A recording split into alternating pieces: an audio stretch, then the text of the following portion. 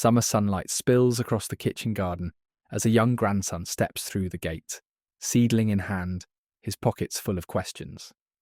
The air hums with cicadas and possibility. And beside him, a grandfather settles into the sturdy wooden chair, a calm smile playing on his lips. Today isn't just about plants, it's a hand-guided lesson about success, the kind that stays with you long after the seedling has grown into something sturdy. The boy asks, almost shyly, what it means to be truly successful. The grandfather doesn't rush to a flashy answer. He leans in, and with a spark of mischief and a lot of patience, reframes the question. What if real success is growth under pressure? He points to the garden where a simple potted seedling stands at the edge of two paths. One sheltered, one exposed. Growth is a long game, and resilience is the skill you practice one day, one decision at a time. The promise lands softly but firmly. We'll translate a humble parable into steps you can take tonight, tomorrow, every day after. Resilience isn't a splashy headline, it's a daily discipline. This is a journey built on intention, not impulse.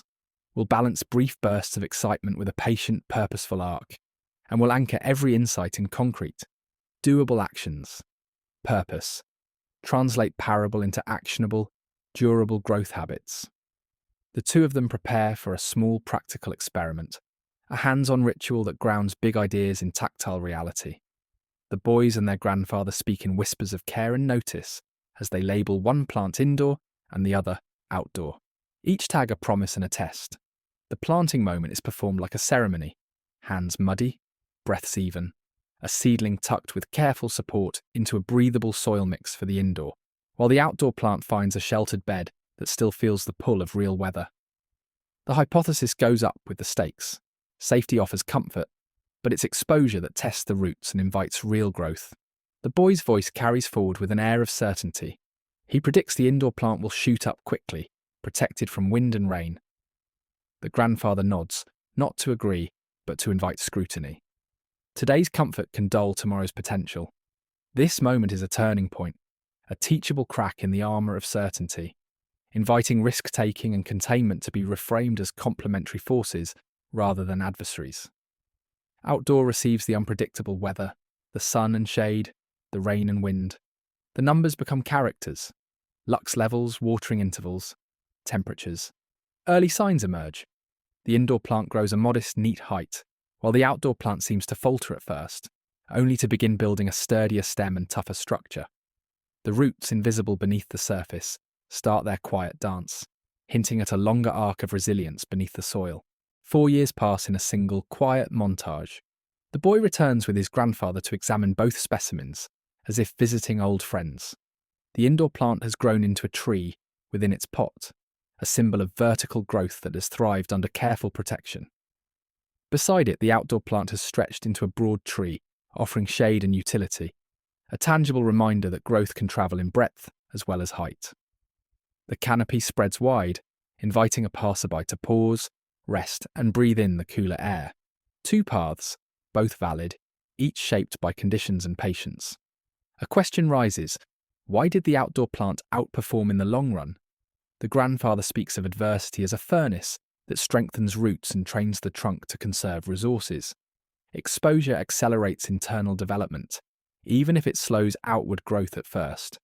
This reversal lands like a quiet thunder, challenging linear assumptions about safety. The roots push deeper. Rings form with each passing season. The bark toughens in response to weather. Growth, he says, is a function of time in challenging conditions, not just a product of comfort. From there, the core message unfolds. Obstacles are fuel. Growth requires stepping into discomfort with deliberate practice. Each difficulty is a solvable puzzle that, when approached with intention, becomes a rung on a ladder toward mastery. Then comes the practical framework, drawn in clean, actionable lines. 1. Define a small, clear risk. 2. Create a safe but real test environment. 3. Log progress weekly. 4. Review and adjust every 30 days. Postpone one comfort activity for a week and replace it with a challenge tied to a personal goal. The indoors-outdoors contrast is clarified.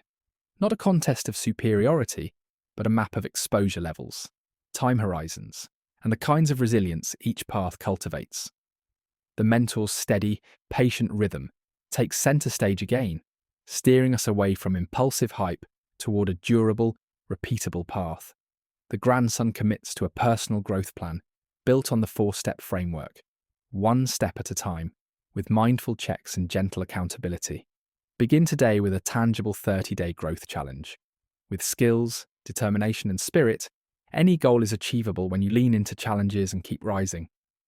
Growth is not a single path, but a mosaic of safe, sheltered moments and bold, exposed trials. The two plants, one thriving in a controlled indoor world, one expanding its canopy in the open air, stand in frame, each flourishing in its own right.